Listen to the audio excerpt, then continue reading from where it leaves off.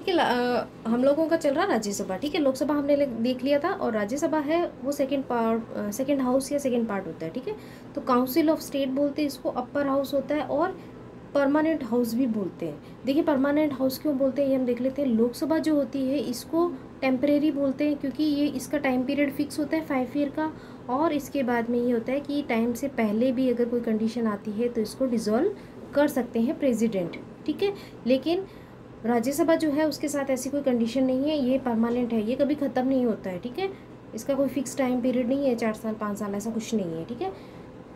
Number of members, अब इसके जो मतलब कितने मेंबर होते हैं, ठीक है।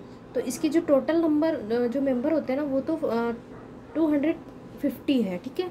इतनी सीट डिसाइड की गई, लेकिन अभी जो काफ़ी टाइम से क्या है, इलेक्शन इसके 245 पे ही हो रहा है, ठीक है। टोटल जो सीट है वो तो 250 है, लेकिन अभी काफ़ी टाइम से 245 जो सीट्स है उसी पे इलेक्शन हो रहे हैं।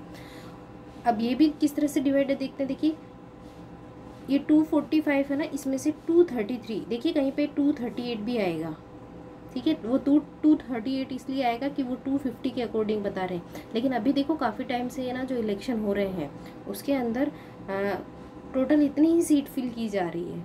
एग्जाम्पल में हम देखते हैं, जैसे आपकी क्लास में सीटिंग कैपेसिटी जैसे स्टूडेंट्स की जो 60 होती है मान लेते हैं, या 40 होती है, ठीक है। अब उसके अंदर से एडमिशन कितने बच्चों ने लिए है, ठीक है। अगर 60 है तो 50 बच्चों ने जो स्टूडेंट्स हैं उन्होंने एडमिशन लिया है, तो फिर भी टोटल सीट तो 60 दिखाएंगे हम, उसके अंदर से हमारे एडमिशन 50 हो रखे हैं। तो इसी तरह से टोटल सीट तो 250 है, और उसके अकॉर्डिंग जो है एडमिशन अभी इतने हो रखे हैं, इलेक्शन इतने हो रखे हैं, ठीक है।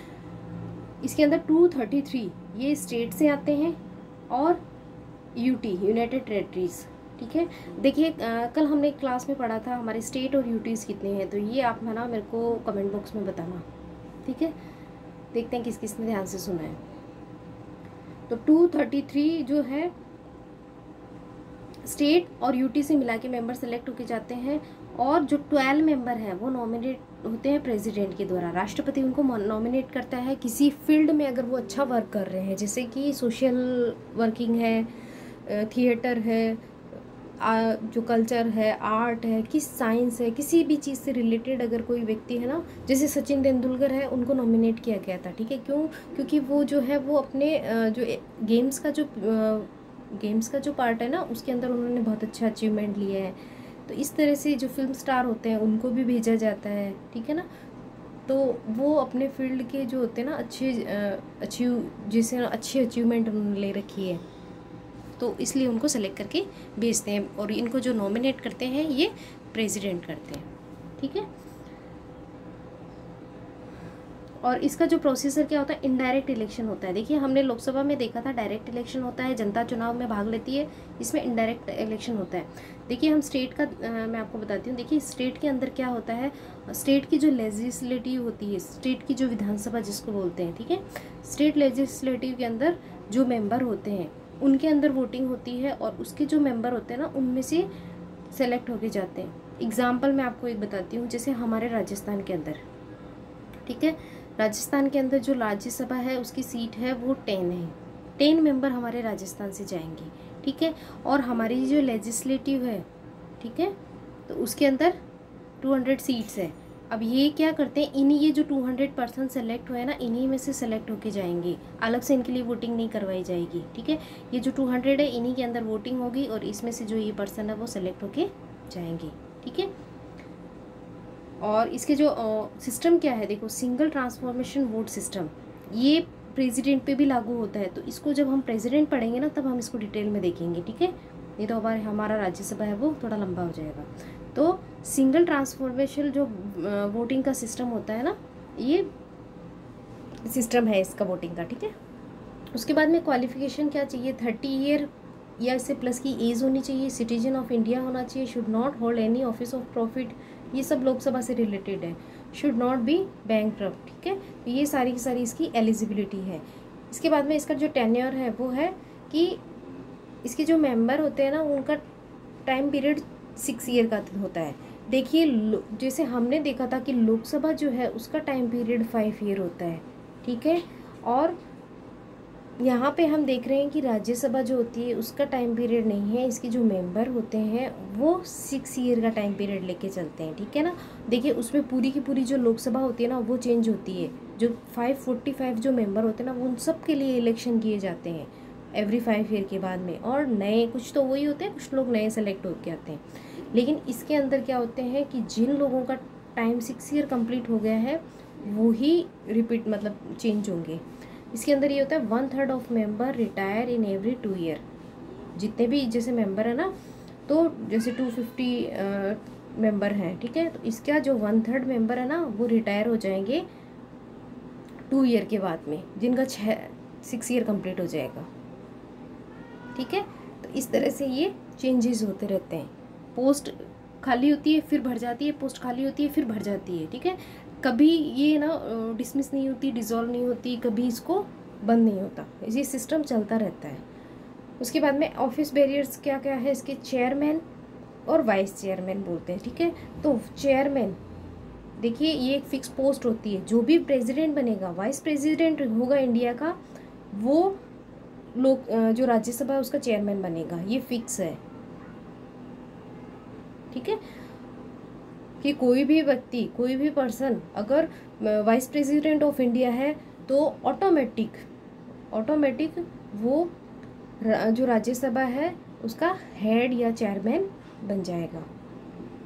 और चेयरमैन जो होता है ना उसका टेन्योर 5 ईयर होता है, क्योंकि वो किस तरह से इलेक्ट होता है भाई, जो चेयरमैन होता है वो वाइस प्रेसिडेंट के रूप में होता है, और प्रेसिडेंट वाइस प्रेसिडेंट इनका जो टाइम पीरियड है वो हमारे 5 ईयर है, ठीक है। इसलिए इसका टाइम पीरियड 5 ईयर है। Power and function of Rajya Sabha, अब राज्यसभा की पावर क्या क्या है, क्या क्या काम करती है, देखो लेजिस्लेटिव पावर है, Rajya Sabha also has power of law making, law making में उनका पावर होता है equal power with the Lok Sabha and context non financial bill, ठीक है। देखिए लोकसभा हमने देखा था कि कोई भी बिल जो होता है वो किसी में भी रखा जा सकता है, जैसे मान लेते हैं पहले लोकसभा में रखा गया, फिर उस पर डिबेट हुआ, उस पर डिस्कशन हुआ, काफ़ी लंबी प्रोसेस हुई, उसके बाद में उसको सेलेक्ट करके राज्यसभा में भेजा जाता है, और अगर यहाँ से सेलेक्ट हो जाता है, ये प्रोसीजर कंप्लीट हो जाता है, फिर ये प्रेसिडेंट के पास जाता है, ठीक है। तो ये बिल बनने की प्रोसीजर है। तो इसमें लोकसभा का भी पार्ट होता है, राज्यसभा का भी इम्पोर्टेंट पार्ट होता है। लेकिन अगर ये होता है कि जो मनी बिल है तो वो लोकसभा, सबसे पहले कंडीशन तो ये कि वो लोकसभा में ही रखा जाएगा, उसके बाद में यहाँ से सेलेक्ट होकर वो राज्यसभा के पास जाएगा, फिर अगर राज्यसभा उस पर क्या एक्शन लेती है इससे कोई फ़र्क नहीं पड़ता, और उसको फिर लोकसभा है वो पास करवा देती है, ठीक है। तो मनी बिल के अंदर जो है वो इनकी पावर कम होती है। पावर टू अमेंडमेंट कॉन्स्टिट्यूशन के अंदर अमेंडमेंट है, तो इसके लिए अंदर भी राज्यसभा जो है उसकी सेम पावर है, ये आर्टिकल 368 है, इसके अंदर बता रखा है कि अमेंडमेंट की जो सेम पावर है वो लोकसभा और राज्यसभा की है, क्योंकि लोकसभा है वो अकेले किसी भी जो कॉन्स्टिट्यूशन है उसके अंदर अमेंडमेंट या संशोधन बदलाव नहीं करा सकती, इसके लिए उसको राज्यसभा से सपोर्ट लेना ज़रूरी होगा। उसके बाद में फाइनेंशियल पावर, तो in regards to the financial power of Lok Sabha, देखिए लोकसभा की जो है ना उसकी पावर ज़्यादा है, और राज्यसभा जो है वो वीक पोजीशन में, ये हमने देखा था कि मनी बिल के अंदर किस तरह से इनकी जो सिचुएशन मतलब स्थिति कमज़ोर है। उसके बाद में एग्जीक्यूटिव पावर, ठीक है, किसी भी जो काम है ना उसको एग्जीक्यूट करना, उसके लिए क्या पावर है कि पार्लियामेंट्री रीजन के अंदर council of minister are responsible of house of peoples, सारे जो लोग होते हैं, सारे जो मंत्री मिनिस्टर होते हैं वो किसके लिए रेस्पॉन्सिबल होते हैं, लोकसभा के रेस्पॉन्सिबल होते हैं। राज्यसभा जो होती है उनके जो मेंबर होते हैं ना वो क्वेश्चन पूछ सकते हैं, आलोचना कर सकते हैं, क्रिटिसिज्म कर सकते हैं, लेकिन वो उनको हटा नहीं सकते, ठीक है ना। और लोकसभा के अंदर ये होता है कि थोड़े जो उनके मेंबर होते हैं ना उनकी पावर थोड़ी सी ज़्यादा होती है। उसके बाद में मैस्कुलाइन पावर्स, अदर जो पावर्स है ना वो क्या क्या है, तो इलेक्शन मेंबर, जो इलेक्टेड मेंबर्स होते हैं ना राज्यसभा के, वो किस में पार्ट लेते हैं, election of president, vice president, और जो होते हैं ना इनके इलेक्शन में पार्ट लेते हैं। अभी हमने लास्ट देखा था कि जो लोकसभा स्पीकर होते हैं या फिर लोकसभा के जो मेंबर होते हैं वो किस तरह से प्रेसिडेंट की जो काउंसिल होती है, इलेक्टोरल कॉलेज होता है, उसमें पार्ट लेते हैं। Rajya Sabha with Lok Sabha can impeach president, supreme court जज एंड सम ऑफिशियल्स, ठीक है, तो इनको इम्पीच करने में भी ये हेल्प करते हैं। Rajya Sabha can also pass the resolution for the removal of vice president. देखिए राज्यसभा के अंदर हमने देखा था वाइस प्रेसिडेंट जो होता है ना वो इसका हेड होता है राज्यसभा का, तो इसको हटाने की अगर कोई प्रोसेस होती है तो वो ओनली राज्यसभा में ही की जा सकती है, लोकसभा में इसका कोई रोल नहीं होता है। ठीक है, तो जो जिस ग्रुप से जिस हाउस से रिलेटेड है सबसे पहले उसकी प्रोसीजर उसी हाउस में स्टार्ट की जाती है। उसके बाद में है स्पेशल पावर। देखिए लोकसभा के पास स्पेशल पावर थी मनी बिल की, ठीक है, और राज्यसभा के पास भी कुछ स्पेशल पावर है जिसका वो यूज़ करते हैं। तो आर्टिकल है 249, ये 249 आर्टिकल है, ये कहता है कि Rajya Sabha get right to make laws on the subject of state list by the special majority.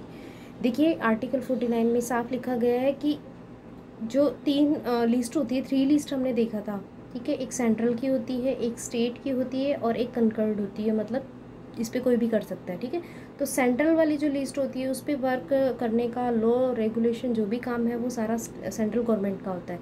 State government के लिए स्टेट जो पॉलिसीज़ होती है उसका होता है, और स्टेट लिस्ट बोलते हैं उसको, और इस पे स्टेट और सेंट्रल दोनों मिलके बना सकते हैं। ठीक है, तो जो स्टेट के कुछ ऐसे रूल्स होते हैं या कुछ ऐसे जो स्पेशल सब्जेक्ट होते हैं, अगर स्टेट कहे कि सेंट्रल गवर्नमेंट को या राज्यसभा को कि आप इस पे हमारी हेल्प करो रूल बनाने में, या फिर सेंट्रल गवर्नमेंट है उसको लगे कि हमें इस पे मतलब लॉ बनाना चाहिए, तो वो इस पे लॉ बना सकते हैं। ठीक है, तो ये आर्टिकल 249 के अंदर दे रखा है कि जो स्टेट लिस्ट होती है उस पर कानून बना सकती है, कुछ लिमिटेड ही है ये। ठीक है, आर्टिकल 312 के अंदर दे रखा है कि